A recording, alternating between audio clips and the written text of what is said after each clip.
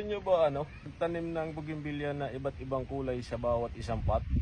Ito, dalawang kulay lang ito. Yellow at saka orange yung ginawa ko. Gagawa tayo ng iba't ibang kulay. Ito may orange tayo dito. Orange, tapos may puti din po tayo, tapos yellow. Ngayon, ituro ko po sa inyo kung paano tayo mag-propagate nito. Okay, so una guys, tanggalin natin yung dahon sa baba. Ayan, tanggalin natin sa baba lang. So ganito. Pagkatapos natin, ipantay po natin siya. Pagkatapos natin ipantay, gupitin na po natin yung bulaklak niya guys. Ito na po siya.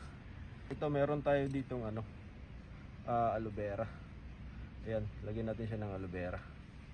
Ayan, ito yung tumutulong sa pagpapaugat ng ating bougainvillea. Kaya nga po, kung ganitong gawin nyo isama nyo yung aloe vera sa pagtanim.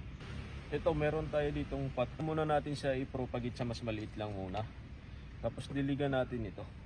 Pagkadilig natin guys, ito pwede na natin siya itanim dito. Ito yung iba't ibang kulay na bougainvillea. Pagka tanim natin, syempre kailangan natin siyang takpan. Pwede rin po plastic ang natin dito, itakip. Pero ako ito. Ayan. So, ito po ang pag-propagate natin dito, 26 days to 30 days. Makikita naman po natin kung established na kasi buhay na po yung yung nasa loob.